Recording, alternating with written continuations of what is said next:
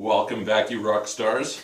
We're here today. It's Michael Rosmer with Richucation, and we're talking to you about an incredibly boring subject that people probably hate, but it's super important and it's going to make a big difference in your life. I actually kind of enjoy it because I kind of like digging into analytics and things like this, but it's the subject of testing and measuring, okay? So as you go out into the world, you're going to try something, and most of the time you're not going to get the result, okay? So the question is, what broke down? All right. So the common, which is not entirely accurate expression is if you keep doing the same thing over and over again, expecting a different results, that's insanity. Now, that's true in a deterministic world, not a probabilistic world, and we can have that whole conversation. But loosely speaking, this is applicable. And so what we need to do is we need to be able to figure out where our breakdown is. And that's where testing and measuring comes in, okay? Testing and measuring. So why is it testing and measuring and not measuring and testing? Well, because you have to test first, okay? What are you testing? Well, what you want to do is you want to start with some sort of a theory, ideally. And when you don't have any background at all, what you want to do is you want to try and model somebody, okay? Copy somebody who's successful at it. Or, at least it gives you some reference point, okay? You have some idea of like, okay, here's what I think I would do. You're going to try doing it, okay? So that's the starting off point, is you're going to start with this model of what you're trying to do, okay? Now, you're going to try doing it. And you've got a theory on how this works. Make sense? You say, okay, what do I want to do? I want to swim across this pool. I want to, be able to float. I want to lay on my back in the water and float. Okay? What's my theory? Well, I've seen people kind of like stretch their arms out like a starfish. That must be how I do it. What you might later on need to discover is holding your breath fills your lungs, which increases your buoyancy, which is going to help you out, right? But you might not know that at first. So this is where you have a theory about how it's supposed to be. So I'll give you an example from advertising, all right? I might have a theory that putting a celebrity photo in my ad is going to increase my click-through rate or my conversion rate, okay? Is that accurate? And I might then have, so what am I going to do? What I'm doing is I want to create some tests to find out whether my theory is right, okay? So you have theory, now you test the theory, okay? This is something a lot of people don't do. A lot of people just do kind of haphazard stuff. What you want to do is you want to have a theory and say, okay, to know whether this theory is accurate or not, what can I do?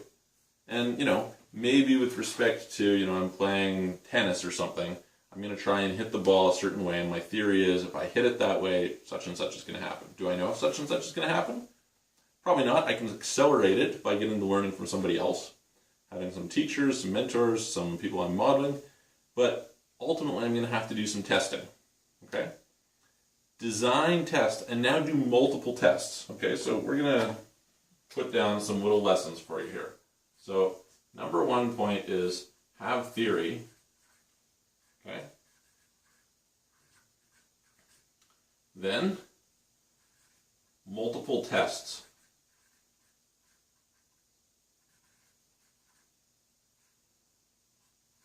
Okay, and so these tests are of the theory. Okay, so they're not just random, okay, I'm trying a bunch of things. I'm trying to prove out whether this is accurate or not. So as an example, I might have colors. I might say, okay, well, my theory is that red means stop and green means go. So if my button to get somebody to click on my website is green, it should work better than red, right? Or better than yellow. So what am I going to do? I'm going to create 3 options and I'm going to test and find out which one works best. Okay? So I've got multiple.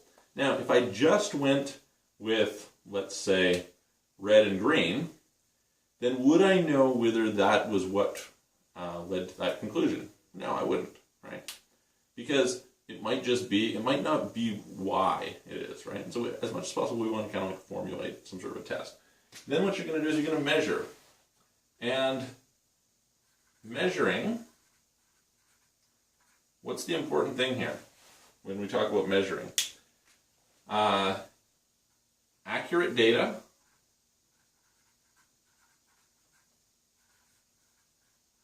and enough data. Okay?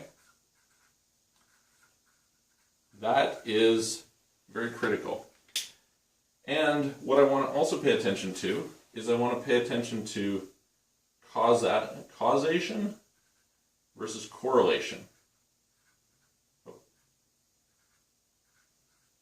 And this comes back to my theory. Okay, so what's the difference between causation and correlation? Okay, so I have two pens, a black one, or markers. I have a black one and a blue one. I throw them up at the same time. You might say, oh, when the black one goes up, the blue one tends to go up. That would be correlation, okay? They're happening at the same time. Correlation is not causation. This is one of the biggest mistakes that people see people make, especially with hiring. They'll have some obscure idea that this is the way that things are. It's like, does it cause it to be that way? If you pay attention to causation versus correlation, you're going to do much better, okay? And this is where, like, if you think about, black people are such and such was a view historically, right? They would say, okay, and was it that being black caused them that way? No. There may, perhaps not, but may have been a correlation, but that correlation might have been, say, because, well, the people who are not educated, and whether they're white, black, Hispanic, Chinese, whatever, uneducated people tend not to do good brain surgery or whatever, or become good physicists. Okay? The education might be the cause, but because people of a certain group might not have that good education, it might correlate to that group. You might say, oh, this is the way that it is. No. So pay attention with your data to causation versus correlation. Okay? Very, very important thing to understand.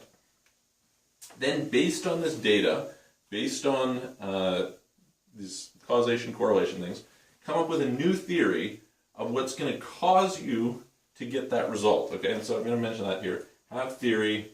This is going to be cause leads to result. Okay, that's what your theory is.